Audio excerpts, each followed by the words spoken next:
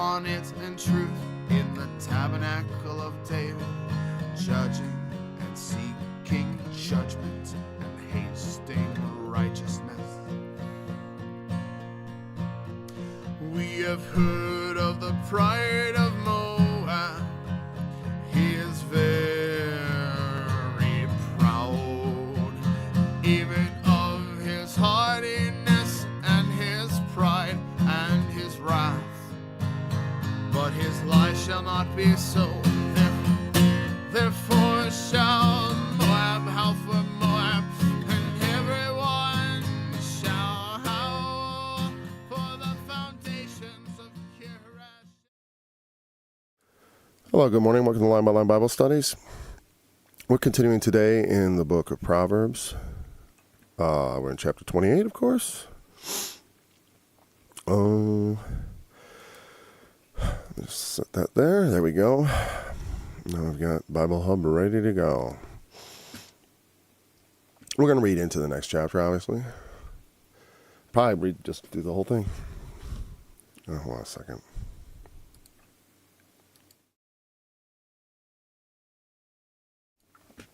All right. He that trusteth in his own heart is a fool, but whoso walketh wisely, he shall be delivered. He that giveth unto the poor shall not lack, but he that hideth his eyes shall have many a curse. When the wicked rise, men hide themselves, but when they perish, the righteous increase. 29. He that being often reproved hardeneth his neck shall suddenly be destroyed, and that without remedy. When the righteous are in authority, the people rejoice, but when the wicked beareth rule, the people mourn. Whoso loveth wisdom rejoiceth his father, but he that keepeth company with harlots spendeth his substance. The king by judgment establisheth the land, but he that receiveth gifts overthroweth it. A man that flattereth his neighbor spreadeth a net for his feet. That's not the way. A man that flattereth his neighbor spreadeth a net for his feet. That's better. In the transgression of an evil man there is a snare, but the righteous doth sing and rejoice.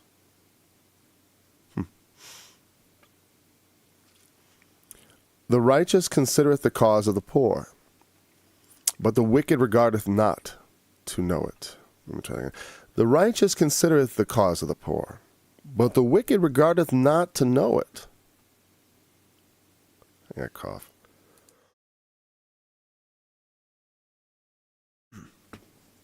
All right. Scornful men bring a city into a snare, but wise men turn away wrath. If a wise man contendeth with a foolish man, whether he rage or laugh, there is no rest. Yeah. The bloodthirsty hate the upright. It's the first time I've encountered that word, I think. The bloodthirsty hate the upright, but the just seek his soul. A fool uttereth all his mind, but a wise man keepeth it till afterwards. If a ruler hearken to lies, all his servants are wicked. Yeah. The poor and the deceitful man meet together. The Lord lighteneth both their eyes.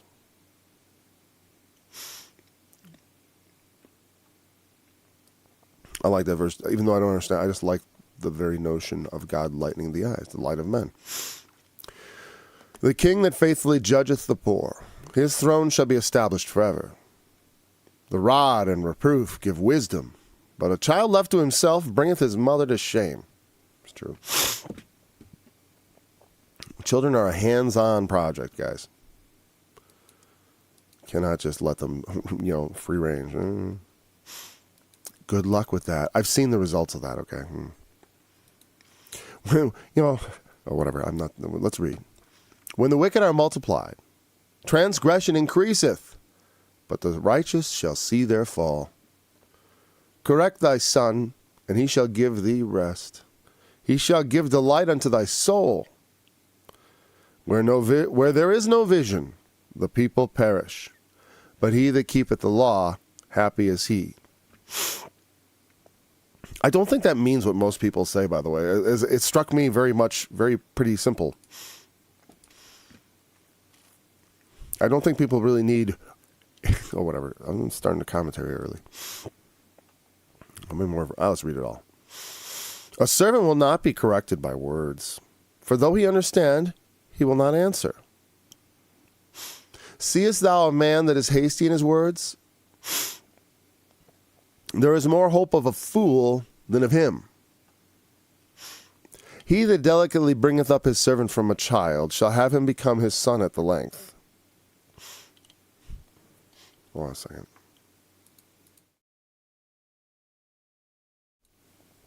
There we go. An angry man stirreth up strife, and a furious man aboundeth in transgression. A man's pride shall bring him low, but honor shall uphold the humble in spirit. Whoso is partner with a thief hateth his own soul. He heareth cursing, and bewrayeth it not. Yeah. The fear of a man bringeth a snare, but whoso putteth his trust in the Lord shall be safe. Many seek the ruler's favor, but every man's judgment cometh from the Lord. An unjust man is an abomination to the just, and he that is upright in the way is abomination to the wicked. That's very true. Yeah, that's something to comment on. To them, we're an abomination. I mean, it's abominable. They don't want to live like we live. Not that they've ever tried, or maybe they have. I don't know. It depends. Because the way I live is not the way maybe people would think. Like I said, I think a lot of times parents, when they try to raise their children religiously, go too far. They try to do it in a legalistic way instead of a Christian way, which is like why and you'll get the same results. You're going to have the same results that raising someone up under the law has. I mean, if that's what you're looking for, that's not what I want for my kids. All right, he that trusteth in his own heart is a fool. And so trust your heart, follow your heart. Don't. It's stupid. Follow the Lord. Don't follow your heart. The heart is deceitful above all things. Here's the thing. Modern atheists, what's stupid about them? The fact that they'll criticize. They've never really read the Bible. I don't believe any of them that they've really read the Bible. Now, there are some people who are former Christians, and I don't believe they've read the Bible either. Because even though they say they haven't read it. I mean, they may have read through it, but they haven't lived a bit, read it, lived a bit more, read it again, lived a bit more, read it again, lived it up more, read it again. Because you didn't get it. I guarantee you didn't get it the first time, Charlie. They don't really know anything. They would shun ancient wisdom, and they would characterize it as the goat herders. Goat herders didn't write, because Abraham had and Isaac and Jacob had goats. They were shepherds. And the people of Israel, when they went to Egypt, they said, we're shepherds because shepherds were an abomination to the Egyptians. They didn't want them to see as, nobody wants to be a shepherd in Egypt. You'll fit right in. Because the Egyptian, it's like, we need people to do the jobs that Egyptians won't do. That's basically what they're saying. Back in Genesis. Anyways, your heart is deceitful. You don't put your trust in your heart. And to me, that's feelings and speculations. Because it ends up being what you want to be true. My heart's misled me all kinds of times. I consider myself misled of heart when it comes to the nation Israel, and when it comes to my attitude towards the Palestinian people who lived there too, And I bought into a characterization in a set of talking points or facts, quote unquote. They're not really facts, but a set of ideas that I just wanted to be true. And I never investigated because my heart simply wanted that to be true. And no, I didn't suspect it wasn't true, though. That's the funny part. I didn't suspect at all. Even though I heard guys like Norman Finkelstein, I was like, he was just a nut. He's a nut. That's why, that's my attitude was, this guy's a nut. Because he was the only person talking like that. Who would speak against, a Jew guy, obviously, speaking against Israel. But when I look back, I think about it, I'm like, I always caution people about blindly supporting Israel and everything they do. I always knew that was a mistake. But when they go forth and declare what they're going to do, if you don't know, if you hadn't heard them out of their own mouth, that's something you should have done on your own. Listen, I almost thought about doing like whatever. But anyways, your heart may want certain things. Your heart has all kinds of ways. It's a part of you that is, I would have to say, what would I say about the heart? It's a seat of emotion. I don't mean the pump that pumps your blood. I mean the heart of man. I mean the true heart. Because we all know there's like a heart and there's a head, right? Everyone knows that this is kind of true about human beings. We have thinkings and feelings. Some people are governed more by things. And then there's also another one, the gut, which I think is close to the heart, of course. But it's somehow deeper, and it's less about feelings and more about, like it says, like instinct. Like this is what should be. It's more positive than heart. Than this is how I feel it should be. This is I guess, this is a little off the track as far as I'm giving my opinions about how my observations of human behavior. But the Bible talks about this idea of heart, and it is not something to be trusted. We need to look to the Lord. We need to trust the Lord, as it says quite clearly. Trust the Lord, not your heart. Your heart is not a good guide. You got to walk wisely. Just following your heart everywhere is foolish. It says right here. And that's the advice they give to school kids. These people haven't even read their Bible, and they're saying, follow your heart. No, kid, don't. It's dumb. It's stupid. Do not follow your heart. Do not trust it. Now again, trust in heart. You may follow your heart sometime, a little bit. Like, you can use your heart to lead you in some degree, I suppose. I don't want to overwrite it. I don't want to overdo it. Because there is like trust in the Lord with all your heart. You got to use your heart for something. You don't trust in your own heart. You trust with your heart the Lord.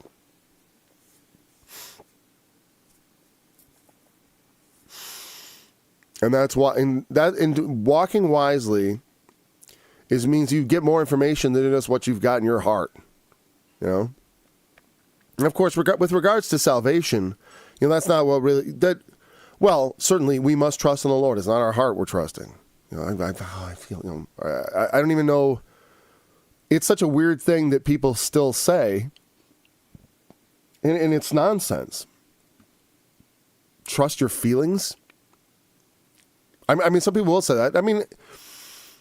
Not entirely. Here's the thing. Your feelings might be right. You know what I mean? And a lot of things, your feelings might be right. But sometimes they're not. That's the point. They're unreliable. You cannot rely on feelings.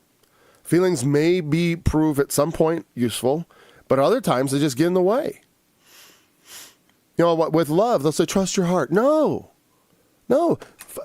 I intellectually think about, is this a person I want to fall in love with? I guard my heart. When I met my wife, I was very guarded at that time against falling for any girls because I was looking for a wife and I didn't want a girlfriend. All right, I didn't want a girlfriend. I wanted to find a wife. When I was a teenager, I was just trying to find a girl to be my girlfriend so I could have sex with her. That was all I was interested in.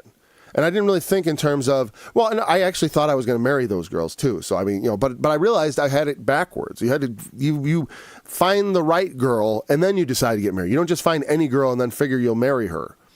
My parents gave me the advice that all women are evil, except your mother. But that didn't square so well, especially because my mom was kind of evil. And it led to me just having no guards at all. Because my parents overdid it on the you're never allowed to to date girls. Now, I don't allow dating, but I certainly but I talked to them about finding a spouse when I talked to them about sex. I talked to them about what sex is for, and someday they'll get married and have some sex, etc. But until then, you don't follow your heart around falling in love. You can so easily fall in love with someone, especially if you get physical with them. That's why fornication, you should not, no fornication, it's forbidden. Once you start sleeping, you get attachment to them, and then you find out this person, you get to know them then and more. Because when you're trying to have sex with someone and like that's your goal, you act differently. You try to get them to like you fast. You hide your you're not like sharing yourself with them. You're trying to take something from them. Not against their will necessarily, right? But it's not the same. So when I was going out looking for a wife as a 19, 20, I was 19, no, I was 20 by then. I was serious about the search by the time I was 20. And I was guarding myself. I wasn't going to fall for any girl until I found the one that I would allow myself to fall for. I remember there was a point where I said, is she the right woman? I was thinking about it. You should think about these things. Don't just follow your heart willy-nilly after every pretty girl that exists. It's not a good strategy for finding happiness. I regret every relationship I ever had before I got married. I could have easily just skated past all that nonsense. The sex was terrible. There wasn't any good. Teenagers furtively, like you're better off just waiting, and you'll have no regrets. You'll never regret waiting. I never met anyone who did. I mean, I suppose some might, because for perversity's sake, some people may say like, well, I had this one chance, when I was young, and then because I'm so unattractive and I didn't do anything with my personality. Because look, there's unattractive people. There are people who find each other. You don't have to be, I have a friend who was melancholy because he couldn't get any attention from females, and he felt like physically he felt like his body was unattractive. I'm like, well, that's one thing you can fix. You can work out. You feel like you're overweight and da-da-da. I was like, well, then do that. And everyone can do that unless you literally can't, like a physical disability, or if it's gone so far. God forbid, I'm going to go so far. You just, it's almost like. Well, they've turned people back from pretty far, actually, to tell you the truth. The human body has a very resilient, you can get rid of the weight. I was almost 300 pounds at one point, I'd like to be closer to 200 now. I am closer to 200 than 300, of course, but I'd like to be much closer to 200 than 300, I'm always pleased to be, in the 230 range, right, but that's still technically overweight for me. And I agree. I still feel, I would feel better, even better. I don't feel bad right now at my weight, but I would feel even better if I lost more. But that's not, but like I said, your heart is deceitful. When you're looking for love, don't follow your heart, follow your head. Really. Because long term, your head is setting up something much better for you than your heart is doing. Your heart is totally just like, oh, she's wonderful. It's like, you have to be looking for negative things and then assessing, like, is that something, I can live with? It's good to, you're never going to know everything, and no marriage has ever been, like, totally trouble-free. I mean, maybe some, depending on temperament, but not for people like me. People like me don't have trouble-free marriages, okay? Because I'm too much trouble myself. It'd be nice. I'd like to give my wife a trouble-free marriage. That would be good. So we don't have to walk wisely to be delivered, but those who are delivered have already walked wisely because they walked into the arms of Jesus, right? So that's a wise decision. And of course, but in everything we do, when we use wisdom, we prosper and we will overcome. We'll be delivered from whatever difficulties. Wisdom is an excellent tool. It's so broad. There's different kinds of wisdom, obviously. Like, you have the wisdom to fix cars. That's considered a kind of like secret knowledge, Like they talk about the guys who built the tabernacle. That God had revealed it to them, that they had the cunning and the wisdom in them to make all the things according as, he didn't have to describe them. The workmen themselves knew how to make these things, which is an interesting aspect of it. I like that too, because it makes me feel like, when I do music, like I feel like that's something God's given me to do. I just know how to do it. Like I'll look at I'll know the way it should go. Okay. He that giveth to the poor shall not lack. God is, I don't, like I said, I'll tell you what, much like the thing about don't throw yourself off the temple. God is not tempted. God is not mocked. And God is not made to do so I should never, I've given to the poor. Why do I ever lack? I should never lack. It's like, and truth be told, I don't. But, bad things still happen to me. I have difficulties in life. Nothing so bad, of course. Because of Christ in my life. My troubles are all very mundane, but they're many, But they're not in any way that I can see punishment for sin. It's just part of life. Having food and raiment, let us therewith be content. That's the main thing. Like I said, I like living in a country where we don't have rampant, where the bottom of poverty is a bit up. That doesn't mean we still can't do more for the fatherless and the widows and all that, especially the fatherless. We have a fatherless problem in our country. It's what drives criminality. Everyone knows this. Even among the animals, when you don't have the bull elephants around, the young ones become violent and are undisciplined. Older males are exceedingly important. Women say they don't need a man. Yeah, that's why your little boy is such a monster, because you don't have a man around. That's just the explanation. Because he's been raised by a woman only. Now, women can do the job of men, I suppose, but you won't. The thing is, you can't. Not properly. You can't fully. It's like I can't fully be mother and father at the same time. No. That's if they were exactly the same and interchangeable, but they're not. They're not. He that hideth his eyes. Again, hiding your eyes. Don't want to see it. Don't want to know about it. Right? And as they put it, it's not just that they refuse to help. They refuse to even see. They hide their eyes. They don't look. That's why I say it's like, I see people online questioning the death toll in Gaza. I'm like, well, I've seen plenty of bloody kids.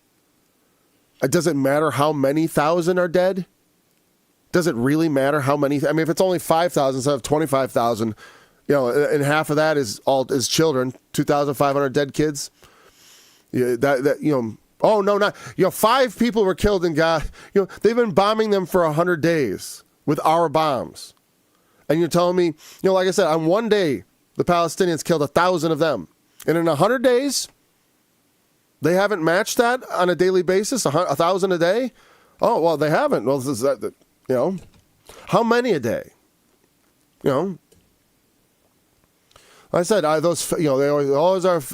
I've heard people saying, "Oh, those aren't really dead kids." It's like you're hiding your eyes from evil.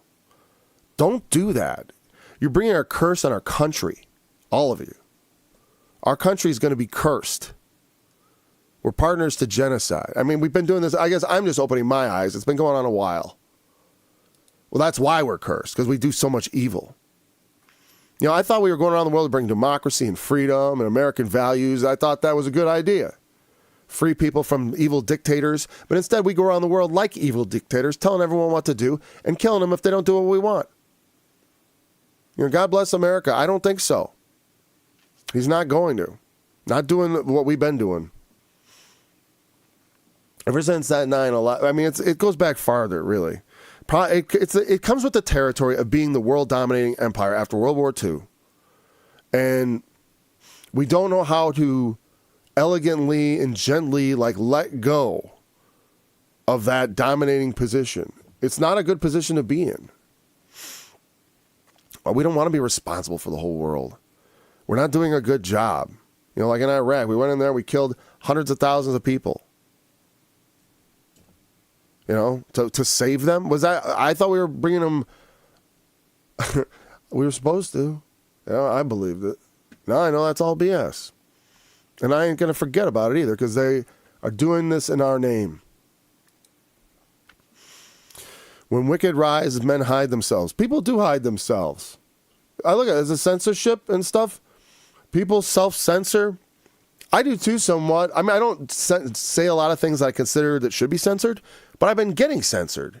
My comments, everything's censored. I get Bible studies taken down. I've had, 2 total, right? 2 Bible studies taken down. One, they gave me a strike. The other one, they just took it down. They're like, we're not going to strike them. They were just like, we're just taking this one. You know? I assume at the government's request. That really ticks me off. I want to find those people. I want to know who's censoring me, and they should never be allowed to work in government again. Ever. You're violating the Constitution. There should be criminal penalties for that. We need to institute those. We will. Give me time, Lord. Or come, Lord, come yourself, and we'll just set everything straight. I'm willing. I'm preparing myself, mentally. Because I will not hide myself. I will not go into a hole. I will not go into hiding. Because the wicked have to perish. And then the righteous will increase. But if the righteous don't stand up against it, they just let it go on. If they hide themselves like cowards, like so many do, well, the wicked will keep rising. And you cowards will keep hiding, and I'll keep fighting. Like I said, kick me off the internet. I don't care. I'll go to every open mic in the country. I can't wait.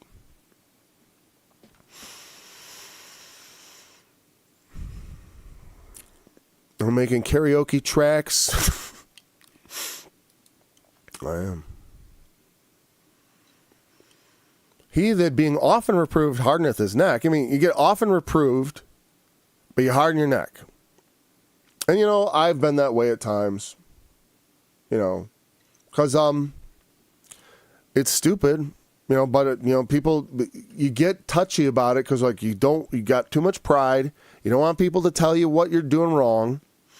You don't want people to interfere with your, like I said, when I was a kid, I was, even when I was like a very young child, you could see my sinful streak in a certain vein. Like whenever someone would I would be opening a present and my sister would try to help me, I would viciously attack her, because I think it's the pride of I'm doing it. I can do this. I don't need your help, because to me, I think in somewhere in my heart, it was like an insult for them to attempt to help me, because of my pride, that's pretty much it. And that was present as a very young child. Something I had to be, and so sometimes in things along those lines, I harden my neck against, hey, you need to let people, and then, and here's the thing, obviously, depending on what you're hardening your neck against is going to depend on how serious this is going to really play out. Because like I said, for me, it's mostly just shattered pride. The Lord did not, suffer me to be actually destroyed. Oh, what I meant about, I meant what I said when I said about I want to go back to this real quick. I said, just don't throw yourself off the temple. Don't assume that because you give to the poor, you'll get rich. That's what I'm saying. When it says give to the Lord and see me now, if I won't improve, if I won't pour out a blessing and all that, if you give your donation now to Kenneth Copeland or whatever, and prosperity gospel, prosperity gospel is the other side of throwing yourself off the temple. It's saying you can blackmail God or something, basically. Not blackmail, but hold his feet to the fire. You can get God on a technicality. You know what I mean? On a technicality, you can get God. I can sin all I want because the grace will abound, right? I can sin all I want. Paul says that because it's a technicality, true. Christ's blood pays for all your sins. And once you're saved, if it was wrought in truth, if it's true salvation and not you just saying stuff and nothing has actually occurred in regards to faith, because people can claim to have faith and say, I don't know. But when they fall away, I know that they didn't have faith. Because I do believe once saved, always saved, but I also believe not saved, never saved. I mean, nobody loses their salvation. They never had it to begin with. because that's ridiculous. You can't lose salvation. It's the dumbest. Losing salvation is an oxymoronic phrase. It's literally oxymoronic. It doesn't make sense. Because if you don't get saved, how were you ever saved? Because salvation is getting saved. How can you lose that? I haven't even gotten saved yet. On a technical sense, I've never even been saved. I only have a promise of salvation because of my faith in Jesus and because the way the gospel technically works. All right? But I can't use the way the gospel technically works on a technicality, just do whatever I want. And like, well, because I believe in Jesus, because I confessed he rose from the dead and all that, I believe it and I confess his name. Well, on that technicality, I can live my life however I want. I can just bury that in the earth somewhere, right? I'll save that so that doesn't get sullied at all. I don't want to expose that to the air or, anything. Get it out there and allow iron to sharpen iron. No. I'm going to hide it. And, that won't work. And neither does giving to get. Don't give to get. Give trusting that the Lord will supply all your needs. I do not. The prosperity, I used to think about that stuff, but cleanse your mind of such foolish thoughts. The way of God, the gospel is not a way of money making. It's not what this is about. Now, God can provide money for purposes or whatever. It's not that, but that's not what the gospel is about. The person who's holding the bag is always coming into problems. Not always, but like Judas was the one with the bag. He obviously, he kept the bag. Why? Because he was a thief. He wanted to hold the bag so he could pinch it. Shall someone destroy that without remedy? And that's the truth. If you are going, if someone tells you not to do something like, like serious things that can get you into trouble and you don't listen. And I see people they don't take much rebuke. It's astonishing to me sometimes because people get into deep trouble and things you think like, wow, you should know better. That's why we have prison, right? Because, if you don't listen to correction and you go forward and then you do something that's illegal or that's, you find yourself in the grip of the legal system, God isn't going to reach in and make it not happen to you. You will go to jail. You will do your time, and and that's that. No remedy. That's why I look at it. Or it could be worse. You don't let hey, let's say someone's mouthy, and they say, hey, watch your tongue, man. You're going to get yourself into a fight or in trouble. They don't listen. They just keep doing it, and somebody conks them over the head, and they hit their head in the pavement, and they're dead. And there's no fixing that. So we don't want to harden our neck under reproof. We don't want to be stiff-necked sons of Belial. That's a play on that. In is it Samuel or Kings? Anyways, back in the day, I think it was from Judges actually, in the time of the Judges, yeah. In the tribe of Benjamin, there was this town.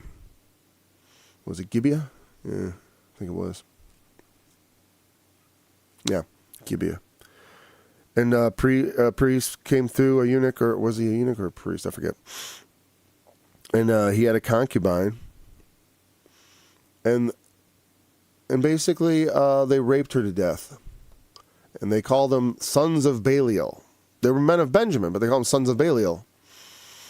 Or Belial, as I used to say. But I looked into it. It's Belial.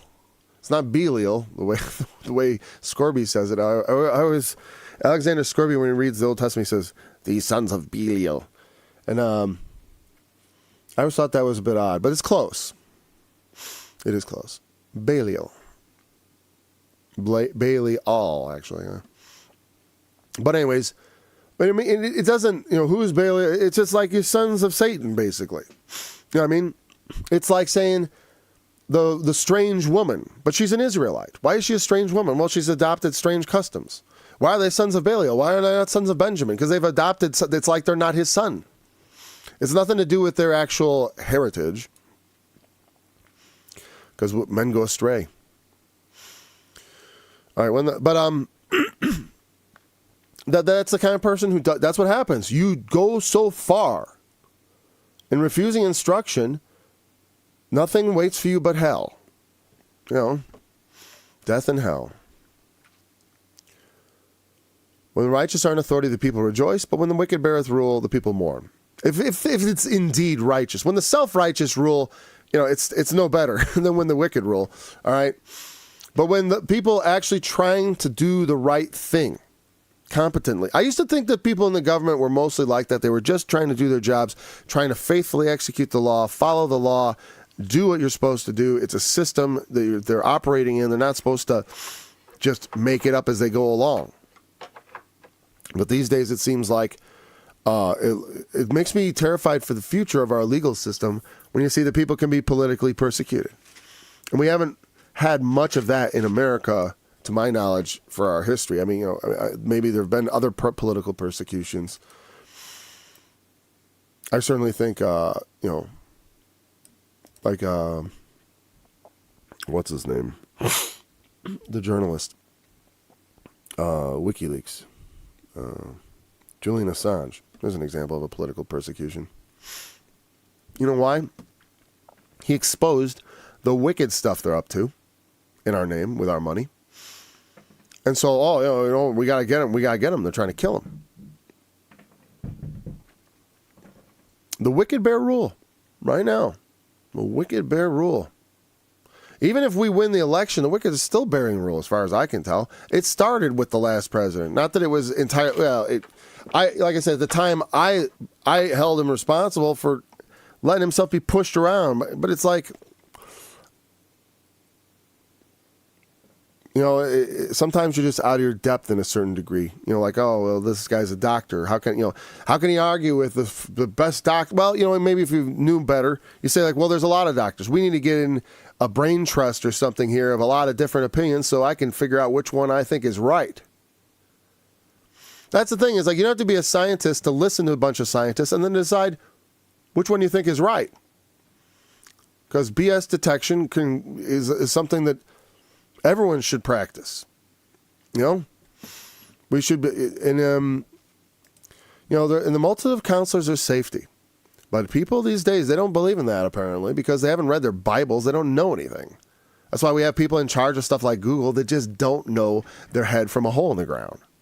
Really. Like morally. They used to have a thing, don't be evil, but I think they got rid of it because they don't know what evil is. They don't know the difference between good and evil. They can't tell.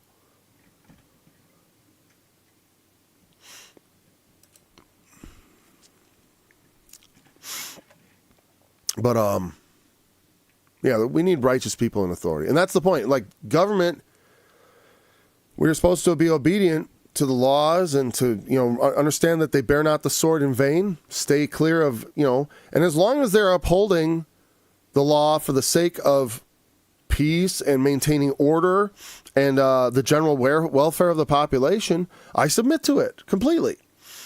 The laws of the land. I mean, they're the laws of our people. It's the way we all agree to it. I mean, even if we don't, like I've said, I didn't agree with the seatbelt law,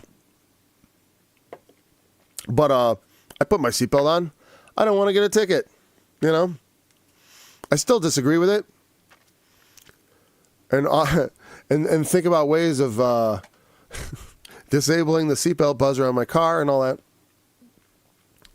I don't know why they chose such an annoying, I almost feel like that's an insult to the person who buys the car. To have this annoying noise playing, It's like, what if why can't I change that to something more pleasant?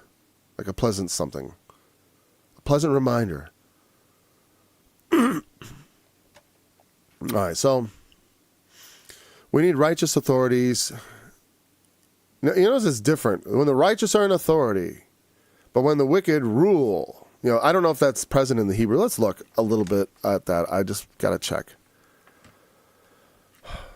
We're in the next chapter. 29. in authority are in authority as Rabbah. Okay, they're interpreting because the word means to multiply. And beareth rule as mashal, to rule or have dominion or reign. So yeah, Rabbah means to become much, many, or great. Oh, to become much, to be much, could be authority, I don't know. To be up high, so to speak, to make large, increase, in that metaphorical sense. Oh, I'm sorry, I didn't bring it over. Let me go back. Here we are. So, people multiply, increase, hip hill, I don't know what that means. To be great. Of people, to grow great. I wonder where the proverb is here. It'll come out here. Proverbs, no, 29. Of animals, of people, of course. To become many or numerous. So they say there, and that's 28 though. We need 29 too. Oh, there we go. Toy. So it means to become many. But I suppose it means they sort of increase in that sense, whatever. I think the meaning is the same. When the righteous multiply, the people rejoice. But when the wicked rule, the people mourn. Yep, that's the truth we're now living in. And it's not, like I said, it's not just the president. I mean, it's a problem with the whole government. It's a problem with our whole society. They're godless. They don't fear God anymore.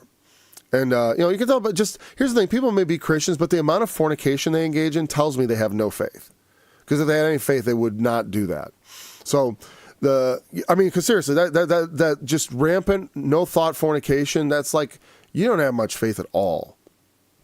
When I think about Christians who engage in that behavior and live that lifestyle, it's like, yeah, no wonder the wicked are running rampant. The people in charge, even if they have this patina, this veneer of Christianity, I mean, they're a member of some church somewhere, probably with a rainbow flag out front. So, yeah. So not much on that front. The leaders don't believe in God. They don't fear God. And so they behave as if they are God. And that's why they think they can censor us. They don't understand. It's like, you can't censor other people because other people are allowed to think and have opinions and say stuff. But, and honestly, YouTube censoring me on YouTube should be illegal because this is a platform and they're not following any rules. They're following the government. The government telling them certain information you're not allowed to say. People can say all kinds of false things on the internet, but the government says you can't say these false things. I should be able to say any lie I want. As far as that's not, meaning if you think it's a lie, then call it a lie. But it's not for you to judge my words as true or not. It's not for you. I mean, it's for you for your own sake, but not for the sake of the public arena. There was a law when the internet came into being. They gave these platforms special status so that because they're not publishers. But when they edit what I have to say, they become publishers. And when they censor what I have to say, they are working with the government to break the Constitution.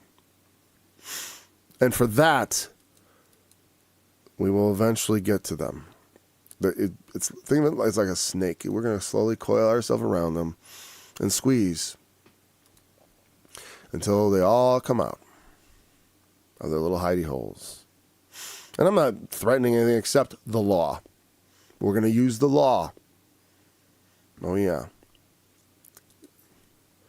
Just give us enough time. Because I'll keep preaching it. I tell everyone, we need new laws to punish people who work for government. For if you call a social media company to report if you work in the government, you're not allowed to do that. And if you do it, you'll never work in government again. That's what I want to see. You'll be disqualified permanently. And I do think we should retroactively punish people who have done it, especially those who have grievously done it multiple times. If you work in government and you've multiple censored people, I think you belong in jail. Yep. And I think we should retroactively punish those people. Yeah. Especially the ones who are supervisory and all that. Yeah. It all depends on the grievousness of what you've done. And people who come forward and whistleblow, they should be let off completely. In fact, if you're a whistleblower, I say you can work in government. You can keep working. We'll make that part of it too, especially if you come forth early. That's a little one for my minders. Every time I start talking about the government, I get a bump. Seems to be an interesting topic to certain people. What's he saying about the government? Okay, whoso loveth wisdom rejoiceth his father. He causes his father to rejoice. That's what that means. But he that keepeth company with harlots spendeth his substance. Or, like I said, or it doesn't have to be literal harlots, just metaphorical harlots. The kind of women that aren't for marrying, because, they're too busy having sex with every other guy they meet. Not many, that's not incredibly common, but still, the thing is, most people, from what I can tell, they're all just throwing themselves out there. When you think yourself so worthless that you'll just sleep with any guy, who the hell is ever going to put a value on you? If you don't value yourself enough to somewhat, to guard yourself. I mean, unless you like marrying the guy that doesn't care where you've been, It's funny. Oh, I don't care if you've slept with 100 guys. What kind of person is like that? A perverse person, no doubt. Someone who for whom that's attractive? I don't know. I hardly know. The only people that it's attractive to are sickos, really. Sickos. Normal guys are not. And women aren't attracted to you, guy, when you want to be a. Every girl that ever thought I was a player reacted to me negatively. I'm not a player. I've never been a player. I didn't even really understand what that meant. I don't know how to play. But when they think of it, when women think I'm a player, I always get really cold and negative things from them. In fact, I assume that that's why they're being that way to me. Because I know. It's hard not to. And so I get people, in public, people will give me compliments. And I don't think I'm worth it or anything like that, but I do. I get them, okay? And because of my physical appearance, which is a funny thing. As a man of God, it's to me the most dumb thing. But I recognize when I was young, it was very important to me until I realized that it actually did me almost no good because I didn't have a good personality. It doesn't matter if you're a good-looking person. If you don't know how to back it up with words, you're not going to have many friends. But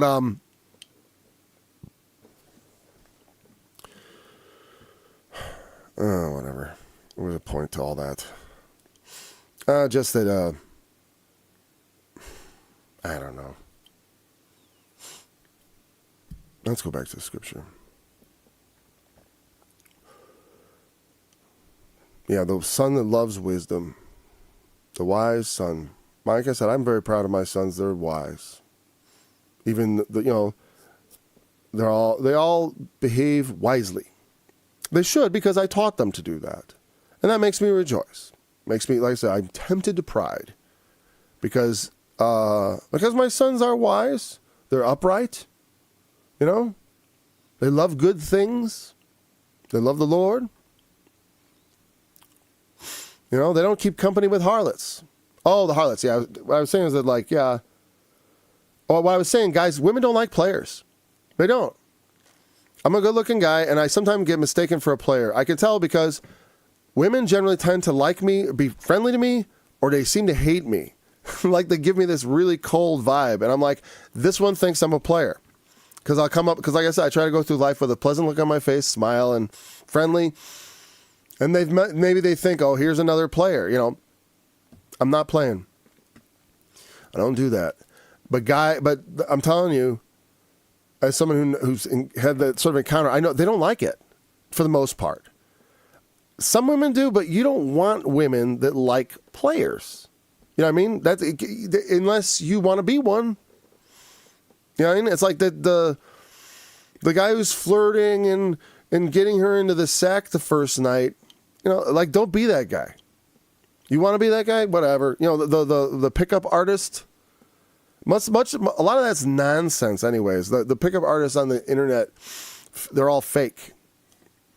You know, if any guys thinking about that, it's foolishness. Be a wise son. Make your father rejoice. Keep company with godly women, or you know, a godly woman. Find a godly woman and marry her.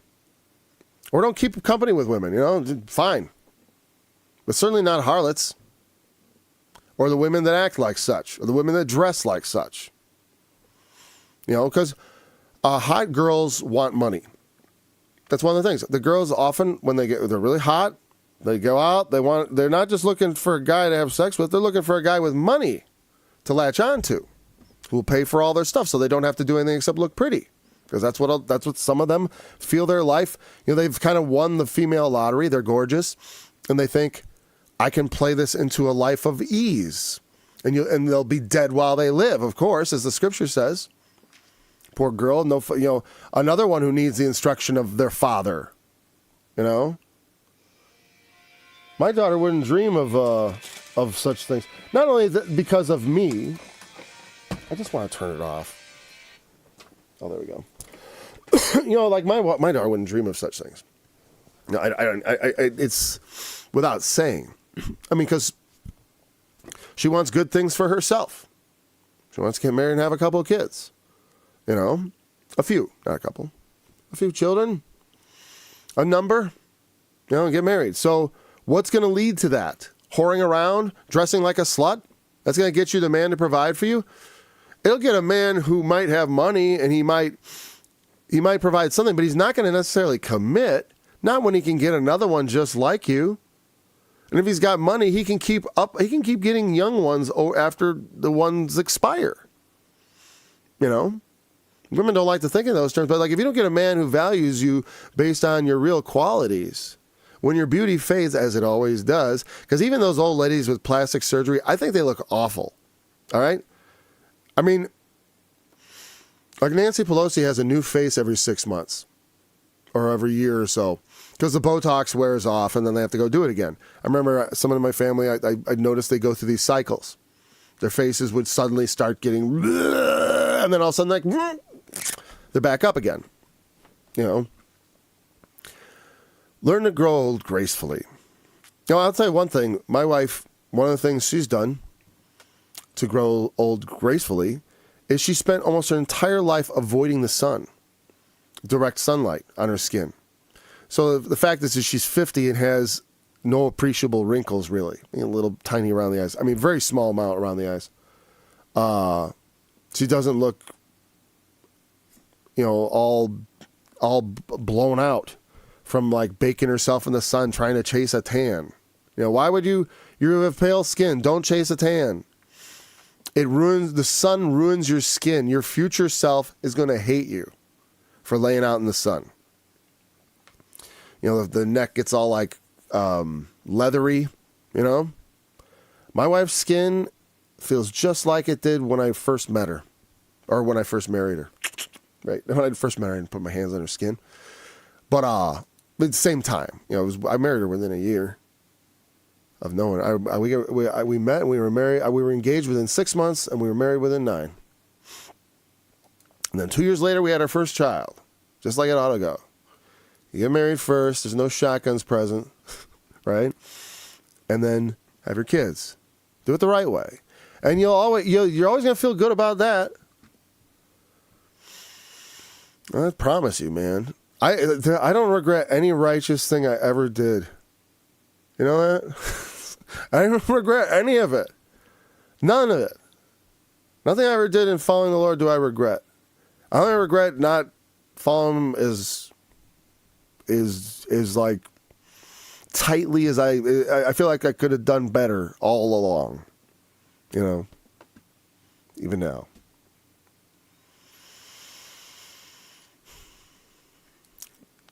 You know, even if you don't spend the money, if it's not your dad's money, it's sort of, it's like if I knew my son was keeping company with harlot, I mean, like, hanging around with girls that were prostitutes. Maybe that's just his friends, you know. I don't know if it means hiring harlots, but it's keeping company. Now, people would say that's what they said of Jesus.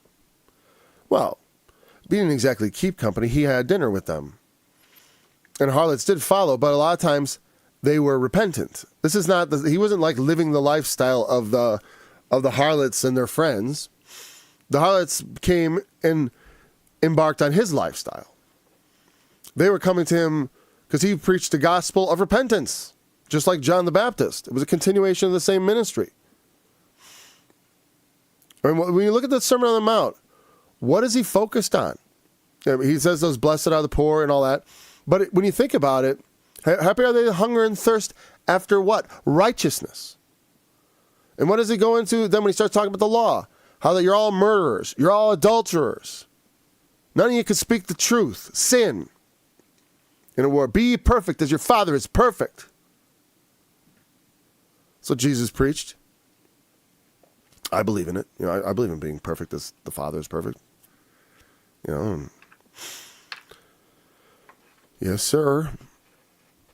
You know, that's all you can say. That's all you should say, really. Yes, sir. You know, it's like, he knows. He knows our frame. He knows our weaknesses. We have his pity. My grace is sufficient for thee. You know, try harder. Go ahead. You know, you're welcome to try as hard as you like, because your salvation isn't depending on your effort. Your salvation is based on the blood of Jesus. But by all means, you know, take those talents and multiply them. Don't be a fool. Don't sit on it. Don't bury it in the earth. Don't think you can just give to get rich. Doesn't work like that. Now, because people want to get rich, what did it say? You're not going to be innocent. There's no innocent way to get rich quick. None. Quick riches, sin. They lead to sin. They will bring sin without fail.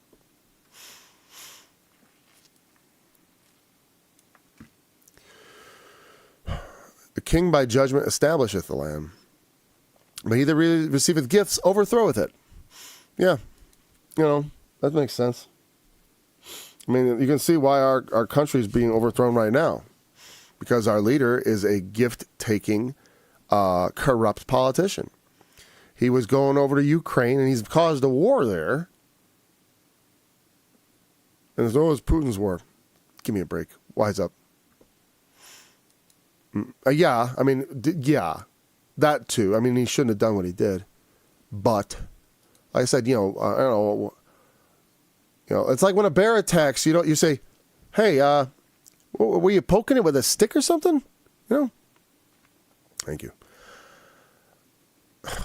So, we can't have leaders taking bribes. He was going over there where he started a war, taking bribes, his son, getting paid millions of dollars. And then now money went to jail. Give me a break. It's the most transparently obvious crime. And that's what I mean. What's the problem? The rulers of the land, they're not prosecuting these people because they're special, because they respect persons. And this is destroying everything. You can't have law and order if you respect persons and take gifts. Well, this is the final verse. The man that flatters his neighbor spreadeth a net for his feet. Yeah. That's why I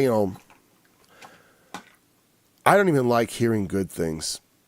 No, not really. I don't even like hearing good things because, to me, I feel like it is a stumbling block.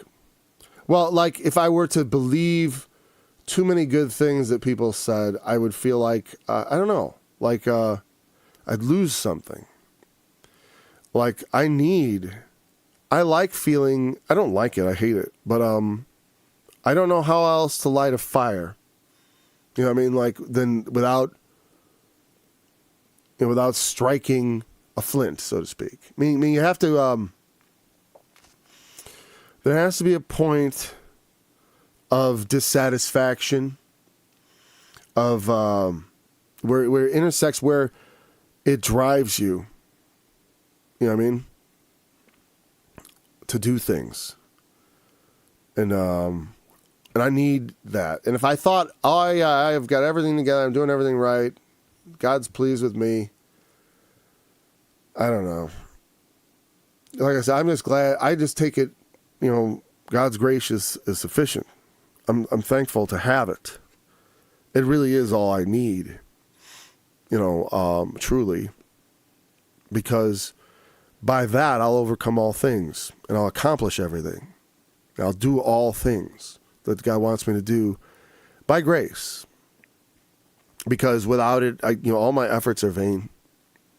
And all my goodness is worthless. It's not any good. I can't make up for my evil. Even if I'd like to. And I think that like I said, that desire, it's what leads people to want to obey commandments to be saved. It can get corrupted into this false gospel of like, I'm accomplishing things to be saved. But without letting that get out of control, I don't know. I have to, like I said, I would rather glory in my infirmities. And glory in your infirmities, what is that? It's an oxymoronic statement that's made, because there's no glorying in your weaknesses. But what does glorying mean? Well, I'll bring attention. Like I would glory in my strength. I'd start talking about all the great things I ever done, right? I'm talking about all the things I did. I'm glorying by bringing them to your attention, by giving them a high position. But Paul said, I would rather glory in my infirmities. Why? Because it helps me keep under my body. Because it helps me remember I have infirmities to look after, and even though I'm saved, even though I've got Jesus and his blood covers all my sins, I still have this sense that there's something I need to do. And I don't want to get rid of that. Not to be saved, but because I'm saved, because I'm a servant of God. There's something I have to do. There's some way in which I'm falling short. You know what I mean? And I don't like feeling that feeling, but I don't know what I would substitute it with. Like if I didn't have that, then where am I going to get the fire to do everything? It's kind of hard sometimes. I don't know if you know what I mean. Flattery, of course, he that hears flattery, I won't hear flattery. That to me is like, I will, I guess. When people flatter me physically, I sort of am vulnerable to it, but also it's meaningless.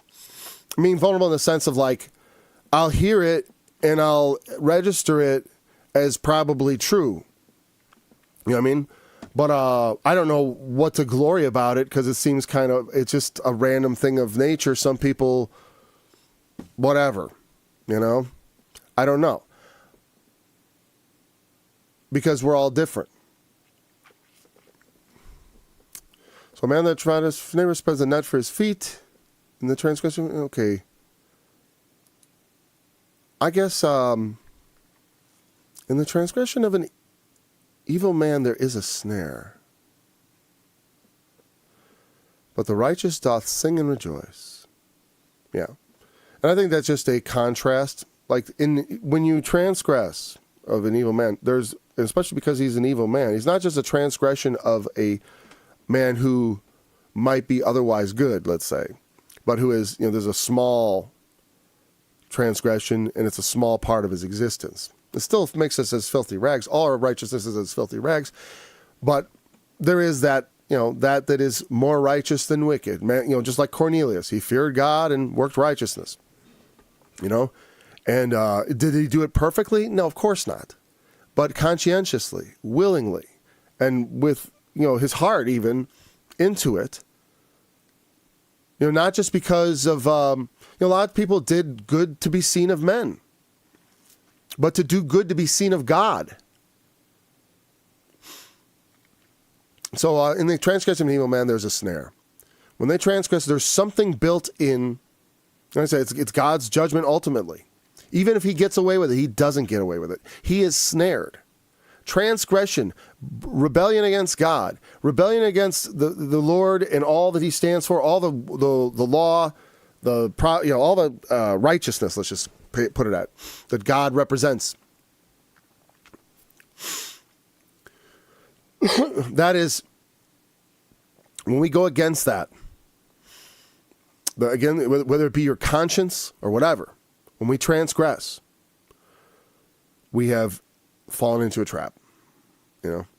Even we think, just like, you think, you don't really, like I said, like a bird hasteth to the snare, and he doesn't realize it's his life. I've a couple of times when driving down the road, right? And a bird takes off and it goes right in front of the car. And bam, that's it. He was free flying 1 second, next second, bam, hit by a car, done. And when you transgress, you don't know when you're going to get hit by the truck, but you got a truck headed for you. You got a train. You got a train headed straight for you, and it's going to hit you. And that's the judgment of God. The righteous doth sing and rejoice. We got nothing to worry about. There's no snares. When you do right, you can. There's singing and rejoicing is a kind of a carefree activity. You have to feel safe. I know when I was a kid, I couldn't sing in front of people because I was always nervous about my mom making a big deal about it. I didn't want her. She always made me feel like being quiet, or I didn't want her to make a big. She would make a big deal about things, and I wanted to just try to sing a little, but I was afraid to because I thought of that. I don't know that she would. She would have. Oh, you're singing? Oh God. Sorry, Lord. But I had to feel. I never learned to sing actually till I got a car, and then I felt sufficiently alone that I could let myself sing. Couldn't sing anywhere in the house, outside, or in the suburbs. Come on. So I literally never got to sing. I literally almost couldn't, except like in chorus class at school, but that was over by elementary school. Until I got in a car by myself. And I felt sufficiently alone. Even to this day, when I write music, I don't like to have people around. I like to be alone. But you have to feel free and not judged, right? When you want to sing. When you want to rejoice. When people rejoice, I like to encourage I go to a wedding. I love to dance. I encourage all my kids to dance. Get out there and dance and move. And it was sort of, we all did. And then my son goes to like the high school, and he went to a dance, and he dances there. And people are like kind of amazed at the let's say the level of exuberance he'll use in his dancing, the pure physical, and people often remark when people dance, if they're at all coordinated and not awful, if they're dancing quite a big deal, like as David danced before the Lord, as David did in Jehovah's sight, I will dance with all my might before the King. I like that. And I love dancing before the Lord, and just for rejoicing's sake. And when I think of rejoicing, I think of dancing right, obviously it's coming to my lips. But you have to feel, you can't feel like judged or somehow in transgression. People, a lot of times people feel like when they want to dance, like, am I doing it right? You know what I mean? Like somehow there's a snare there that they could, get some embarrassment or lose somewhat. But I always told my kids the key to dancing is to free yourself, to stop, not be self-conscious, but to really just give yourself over to the joy and happiness and just leap and dance. You have to kind of be that, like, well, at least I encourage that thought to be in your mind.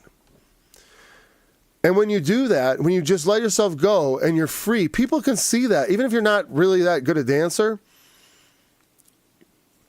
Like, I don't think my son knows what he does. And his sister knows he's not really, like, there's nothing particularly, like, complex or you know what I mean? Like he isn't tap dancing or, like, doing some fancy move. He's mostly just whatever. I didn't ask all the details because I want to try to live vicariously in their world. But what I liked about it, it's the utter unself-consciousness, right? Knowing you did nothing wrong. When I go out there and I have confidence and I know I'm not doing anything wrong and I'm just free and I'm rejoicing and letting myself move with the music or singing, freely in front, and whether now I sing. When I first was young, I only sung in the car, but once I gained confidence, as long as I'm not practicing, as long as I'm not writing, I'll sing in front of people. I walk around the property singing. I'll walk around Walmart if I feel like it. I often, I definitely hum my way through the store. And occasionally broke into song when it was quiet. And there, nobody around. I don't want to disturb anyone. I don't want to make myself a nuisance, obviously, But my point is that the righteous have cause and also the ability to sing and rejoice where other people don't, because we know we're free. We know we have nothing to fear, because we've feared the only thing to fear, and did right. The only thing to fear is to do wrong and to cross God. That's all you got to be afraid of. And we've already crossed over to God by the cross, so we don't even have that really to fear. We just have to understand the fear of the Lord. And we don't actually live in fear of him. We live in love and trust. I don't actually live in actual fear of the Lord. But I have the fear of the Lord. It's an intellectual understanding. Yes, he is to be feared. But if you ever sin to sin, it shows you don't have as much fear of the Lord as you ought, right? But we don't have, and like I said, that's because of that beautiful thing about the gospel. The beautiful thing about Christ. That's my whatever. Those days are obviously wrong. Anyways. So we'll pick up at verse 27. Yeah, we want to have that freedom to sing and rejoice. And it comes, and like I said, to me, the peace of God that passes all understanding is obtained when you know you're reconciled with God. And also, but to me, it's like, I know I'm reconciled and I have that peace right now, but it's like every moment it has to be refreshed, because, if we go astray, even though I know I'm not, that does not jeopardize my salvation, it pains me deeply. It pains me deeply, because I want to be a faithful servant who's obedient, and does the right things that he expects us to do. We should be better than we are. I don't want to compare myself with other people. I'll compare myself with myself yesterday. That's the measure I take. I got to get better. Anyways, so man, there's a snare. But the righteous doth sing and rejoice. And then even in your transgression, technically you could, though I wouldn't. God is not mocked. Let's not be foolish. Let's not lust as some of them lusted and fell in one day, right? That Paul cautions us very clearly that though we have this precious gift and it's based on grace, any who think they can mock God are going to be disappointed. Even if you didn't think you could mock God, if you took on a behavior that is mocking God, that's, again. And so if I were to go around thinking like, well, my sins don't matter, they're paid for. I'll just, yeah, that's true. But that's not how you should walk your life. You shouldn't think like that. At least I don't think you should. It matters. We should. It doesn't change anything, but I want to change it. You need to change it. We need to change it. We need to be changed like unto him. We're growing up into Christ. That is a process of sanctification that for everyone's going to take on a different form, I suppose. But it will all have a similar form in that we only have one Lord we're following. There's no, it's not that, if you read the book, there's not that much. We shouldn't have much disagreement on who Christ is, but we still do. And I don't know, it's just, like I said, it comes down to a fundamental disrespect of the book. On a fundamental level, some people, they value their own opinions more than they do what's actually written in the Bible. And that's interesting. Sometimes there are things in the Bible that are, different than others. There's different writings. It depends on what you're reading. Because like I said, some things in the Bible, like, when it depends on who's talking. Because it's not like it's just from beginning to end, it's just God telling you stuff. That'd be one thing. It's not like the last 3 chapters of Job over and over and over. That's the thing, is like if the Bible read like that, it would make more sense in a certain way as the idea of God's word, right? We call it God's word, but we know a lot of it. Well, we know all of it was written by prophets and such, and it was the word of God, and it is the message. But there are many sections of it, like I said, that are not really applicable, like a lot of stuff in the law, that was animal sacrifices. That's not God's word for me today. Now, I can go through all that and see symbolics of Christ and all that. But I don't know. I don't know how profitable that's going to be to me. I do think the law is profitable for instruction, yes. I mean, looking at all the things forbidden, the penalties and stuff, it gives you an idea of what righteousness looks like. An idea. Not the idea, though. The idea of what righteousness looks like can only be found through Christ. The schoolmaster can take you to a certain point. And that's about it. Anyways, thanks for joining me. I've gone way over now, haven't I? Okay. Remember, the testimony of Jesus is the spirit of prophecy, and I'll be back tomorrow, God willing. And until then. And in mercy shall the throne be established. He shall sit upon it in truth in the tabernacle of David, judging and seeking judgment and hasting righteousness. We have heard